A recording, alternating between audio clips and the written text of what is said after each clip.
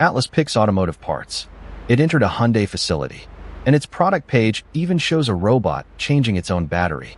Boston Dynamics now calls Atlas enterprise ready, but the public record still leaves out the numbers that decide whether a robot can actually work a shift. So this is not an athletic highlight reel. It is an audit of what the new Atlas has proved and what it has not. For years, Atlas was famous for doing things most robots could not: running, jumping, recovering, and moving its whole body with extraordinary control. But that machine was a hydraulic research platform.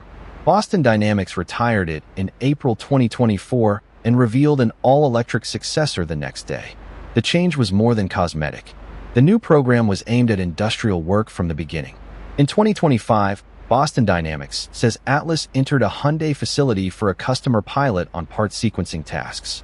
Then, in January 2026, the company launched a product version, said production had begun, and named Hyundai and Google DeepMind as the first destinations for new units. That matters. Atlas is no longer only a laboratory concept or a viral stunt machine. There is now a product, a published specification sheet, a customer pilot story, and a deployment roadmap. The harder question is whether that adds up to production readiness. Start with the hardware. Boston Dynamics specifies the product Atlas at 1.9 meters tall and 90 kilograms, with 56 degrees of freedom and continuous rotation at key joints. The company lists a reach of 2.3 meters, a maximum instantaneous payload of 50 kilograms, and a sustained payload of 30 kilograms. It also publishes a 4-hour battery specification, an IP67 rating, and an operating range from -20 to 40 degrees Celsius. The sensing package is described as tactile, with a 360-degree camera view. Those are unusually concrete numbers for a humanoid launch. They suggest a machine designed around real industrial constraints: payload, ingress protection, reach, temperature, and serviceability. But a specification is not a performance result. A 50-kilogram rating does not tell us how quickly Atlas can move that load, how long it can sustain the duty cycle, or how often it needs recovery.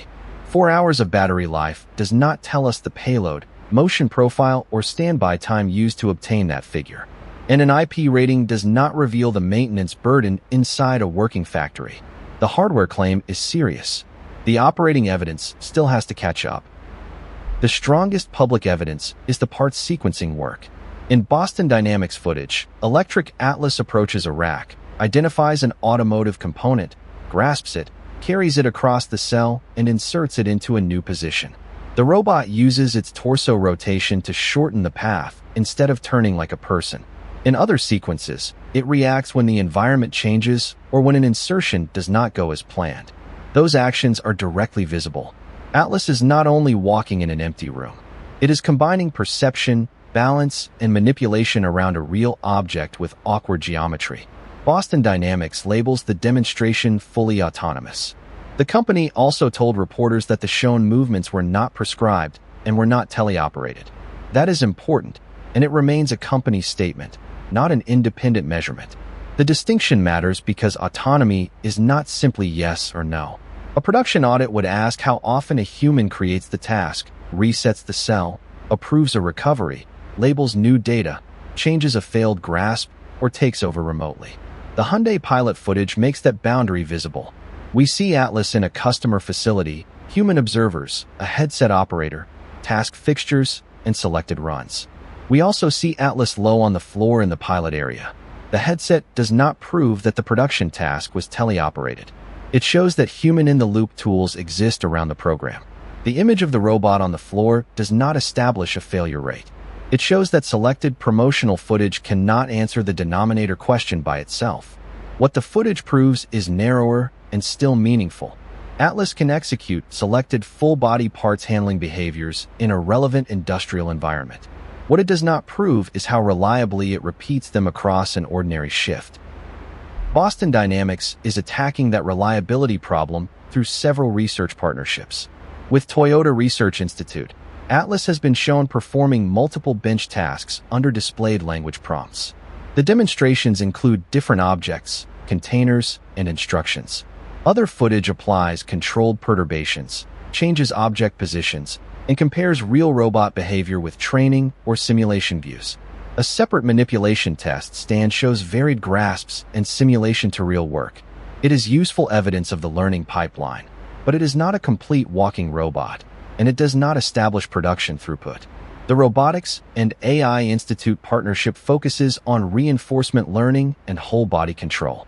Its airborne footage shows the current electric research prototype, not the launched D1 product and not a customer deployment. That work connects to Boston Dynamics' historical strength, fast recovery, dynamic balance, and coordinated motion. The older hydraulic atlas belongs here only as technical history. In 2026, Boston Dynamics also announced a Google DeepMind partnership intended to integrate Gemini robotics foundation models with Atlas. The stated goal is broader industrial task intelligence and more natural interaction around people. That is a research objective. It should not be narrated as a deployed general-purpose brain. The public demonstrations show that Atlas is learning more than a single fixed trajectory. They do not yet show open-ended generalization, a measured success rate, or safe performance across an uncontrolled factory. The product page adds 3 commercially important promises. First, Boston Dynamics says Atlas can navigate to a charging station, remove its own battery, install another one, and return to work. Second, it says Atlas supports barcode scanning and workflow integrations. Third, it plans to connect Atlas through Orbit to manufacturing and warehouse systems, with fleet oversight and performance metrics. If all 3 operate reliably, they solve problems that demo videos usually ignore: energy, traceability, and fleet management. But the public visual evidence for the battery swap and barcode workflow is polished product visualization. It explains the intended feature. It does not show an uncut, repeated cycle in a customer facility. The Orbit language also looks forward. Boston Dynamics says customers will be able to integrate Atlas into the platform.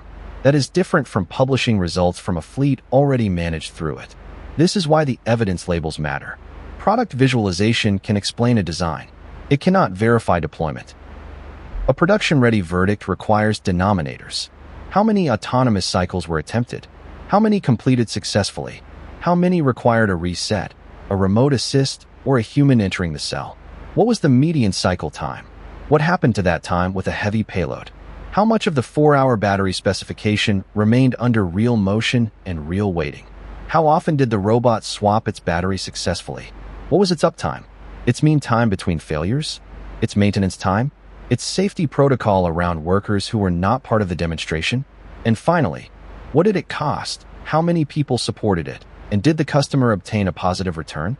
None of those numbers appeared in the public evidence reviewed for this episode. This is not proof that Atlas fails those tests. It is proof that the public cannot yet score them. The difference is crucial. A strong demonstration can establish capability. The robot did the task. A production dataset establishes repeatability. The robot kept doing the task, including when the normal failures arrived. Boston Dynamics has published enough to make Atlas credible. It has not published enough to make the production readiness label independently auditable. So the verdict is more positive and more limited than either the hype or the dismissal. Verified, Atlas is now a real commercial product program with published specifications, a Hyundai pilot, named early deployments, and visible full-body industrial task demonstrations. Company reported or announced. Minimal supervision, fleet-wide skill deployment, autonomous self-charging, enterprise reliability, and selected fully autonomous trials.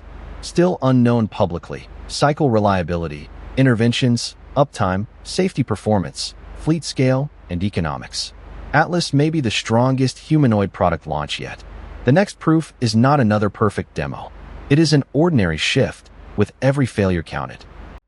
For more evidence-first audits of robots and physical AI, subscribe to the Machine Audit.